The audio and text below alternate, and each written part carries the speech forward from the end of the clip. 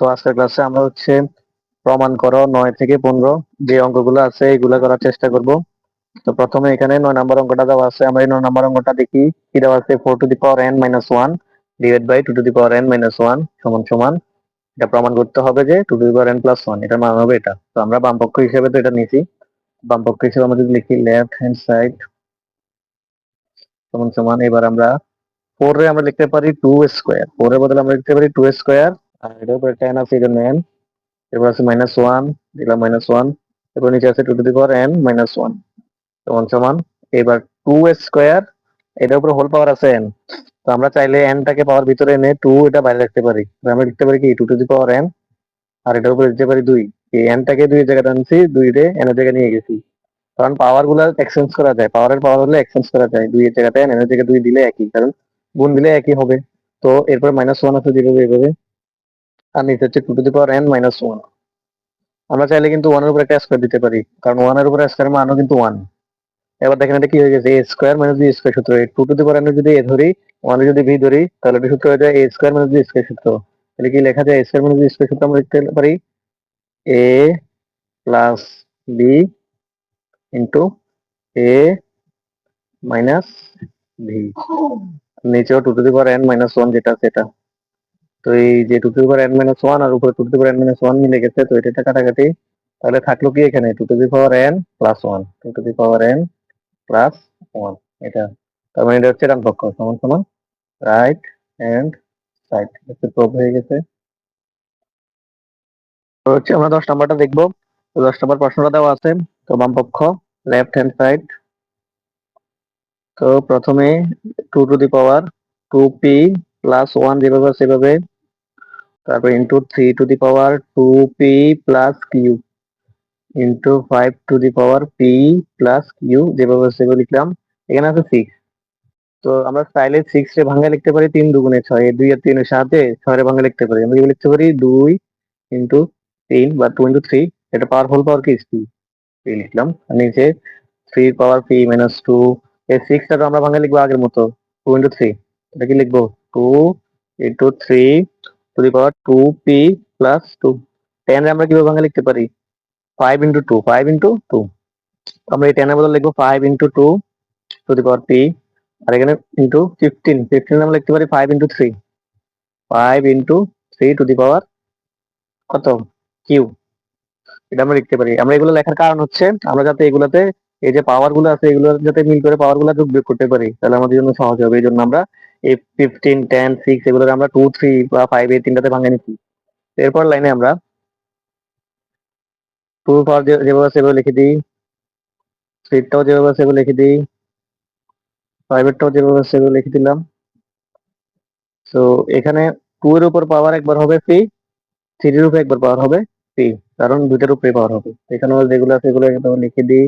এখানে 2 এর উপর একবার এটা হবে পাওয়ার 2 to the power 2p+2 into দিয়ে আবার 3 এর উপর এটা পাওয়ার হবে 3 to the power 2p+2 into এখানে একবার 5 এর উপর হবে p, আবার হচ্ছে যে 2 আছে যে ইন্টু 2 এর উপর হবে p, এখানেও সেম একবার 5 এর উপর হবে q ইন্টু 3 এর উপর হবে q। তো এবার আমরা চাইলে প্রথমে 2 লিখি, 2 এর পাওয়ার এখানে আছে 2p+1, 2p+1, আর এখানে 2 আছে আছে যেখানে, যেহেতু গুণ আকারে আছে পাওয়ার হবে যোগ, তাহলে প্লাস পি লিখতে পারি, প্লাস পি। আর উপরে কোনো পি নাই। এবার নিচে দেখি পি 2 আছে, সরি আর 2 নাই, তো নিচে এখানে 2 আছে। আর এটা হচ্ছে ভাগ চিহ্ন, ভাগ চিহ্ন হলে উপরে নিয়ে গেলে চিহ্ন হচ্ছে পরিবর্তন হয়ে যাবে বা বিয়োগ চিহ্ন হবে আর কি। তো আমরা পরিবর্তন করে দিব, এটাই বুঝবো। 2 উপরে চলে গেলে এখানে পাওয়ার গুলো চেঞ্জ হয়ে যাবে, 2p টাকে মাইনাস বসে যাবে, -2p, প্লাস চিহ্ন হয়ে পরিবর্তন হয়ে -2 হয়ে যাবে। আর 2 আছে, এই যে 2 আছে, 2 পাওয়ার হচ্ছে p, উপরে গেলে হয়ে যাবে -p। তাহলে 2 যতগুলো আছে সবগুলো লিখে ফেলতে। এবার হচ্ছে আমরা 3 গুলো লিখবো, ইন্টু দিলাম 3, 3 বার প্রথম আসলে 2p+q, 2p+q, এখানে 3 আছে হচ্ছে p, যেহেতু গুণ আকার আছে উপরে এই জন্য যোগই হবে। তারপর নিচে আছে এখানে p-2, তাহলে এটা চিহ্ন পরিবর্তন হয়ে যাবে, -p হবে +2 হবে। আর আছে এখানে 2p+2, তাহলে হবে -2p, প্লাস হয়ে যাবে -2, 3 আর একটা আছে q, তাহলে এটা হয়ে যাবে -q। তো দুইটা লিখছি, এরপর বাকি আছে 5। তো 5 এরটা আমরা একটু নিচে লিখি, এটা নিচে লিখি যে এই পাশে দিয়ে লিখি ইন্টু 5 to the power, প্রথমে এখানে আছে p+q, p+q, এরপর উপর আর 5 নাই, নিচে দেখি 5 আছে কিনা, নিচে 5, 5 এর পর p আছে আর q আছে, তো দুটোটাই পরিবর্তন হবে, p হয়ে যাবে মাইনাস p, q হয়ে যাবে মাইনাস q, কারণ এগুলো নিচে ভাগের কারণে চিহ্ন পরিবর্তন হয়ে যাবে।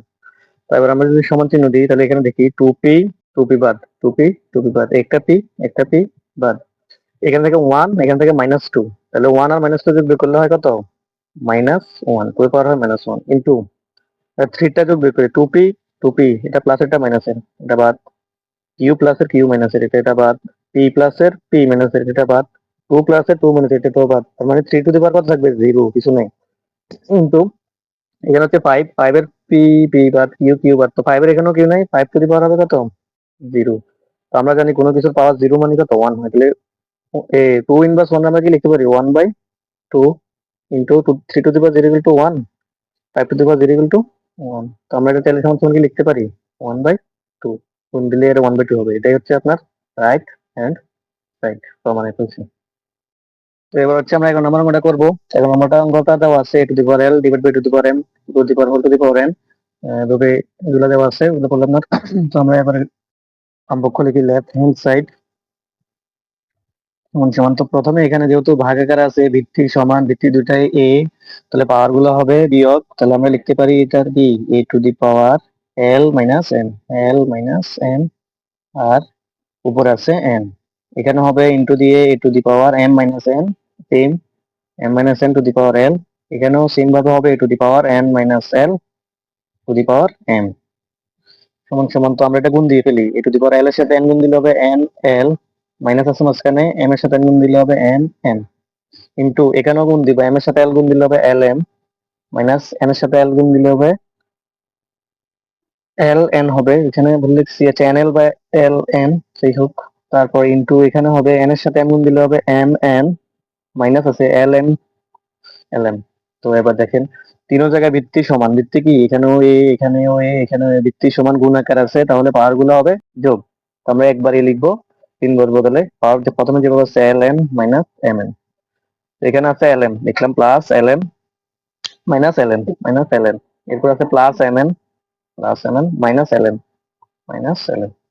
এবার দেখেন এখানে lm হচ্ছে প্লাস, lm হচ্ছে মাইনাস বাদ, mn হচ্ছে মাইনাস, mn হচ্ছে প্লাস বাদ, ln হচ্ছে মাইনাস, ln হচ্ছে প্লাস বাদ, তার মানে এখানে থাকে কি a টু দি পাওয়ার কিছু নাই, মানে 0, আর আমরা জানি কোনো কিছুর উপর পাওয়ার 0 মানে তো 1, তার মানে এটা হচ্ছে এই যে রাইট হ্যান্ড সাইড মিলছে, যে রাইট হ্যান্ড সাইড মিলছে, তার মানে আমরা লিখতে পারি রাইট হ্যান্ড সাইড। তো এবার আমরা 12 নম্বর অঙ্কটা দেখবো। তো আমরা প্রশ্নটা উঠে ফেলছি, তো প্রথমে লিখলাম লেফট হ্যান্ড সাইড, তো আপনারা খাতায় লেফট হ্যান্ড সাইড লিখে প্রথমে বাম পক্ষটা উঠাবেন, তারপরে হচ্ছে আমি যে লাইনটা লিখবো এটা লিখবো, আমি হচ্ছে একটু তাড়াতাড়ি করার জন্য এই লাইন থেকে অঙ্কটা করা শুরু করে দিই। তো যাই হোক, তো এখান থেকে a to the power p plus q, নিচে হচ্ছে a to the power 2r, হচ্ছে ভাগ, ভাগ থাকার কারণে যেহেতু ভিত্তি সমান, পাওয়ার গুলা কি হবে, বিয়োগ হবে বা চিহ্ন পরিবর্তন হবে, তাহলে আমরা কি লিখতে পারি, এটা এখানে প্রথম ক্ষেত্রে লিখতে পারি a to the power p plus q, যেভাবে আছে সেভাবে লিখলাম, এই 2r টা হয়ে যাবে মাইনাস, মাইনাস 2r, কিন্তু এখানে হবে সেম ভাবে, এখানে a to the power q plus r, আর এই যে 2p টা নিচে আছে এটা হয়ে যাবে মাইনাস 2p, গুণ দিয়ে এখানেও same a to the power r plus p, আর এই যে 2q টা হয়ে যাবে কি মাইনাস 2q।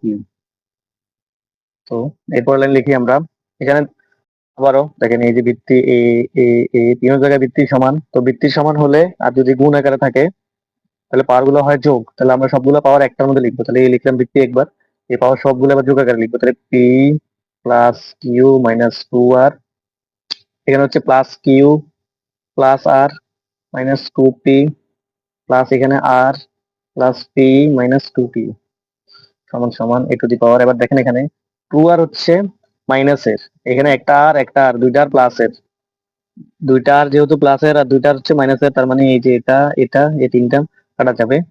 সেম ভাবে 2p হচ্ছে মাইনাসের, এখানে একটা পি প্লাসের, এখানে একটা পি প্লাসের, তাহলে এই একটা পি দুইটা পি মিলে এই দুইটা পি বাদ, এখানে কিউ একটা প্লাসের, কিউ হচ্ছে আরেকটা প্লাসের, দুইটা প্লাসের কিউ, এই যে দুইটা মাইনাসের কিউ মিলে বাদ, তাহলে এখানে আর কিছুই থাকে না, তাহলে তার মানে এ টু দি পাওয়ার কত হবে 0, আর এ টু দি পাওয়ার 0 কিন্তু আমরা কত লিখতে পারি 1, সমান সমান রাইট হ্যান্ড সাইড মিলে গেছে, এই যে রাইট হ্যান্ড সাইডে 1 মিলে গেছে, আমরা লিখতে পারি প্রুফড।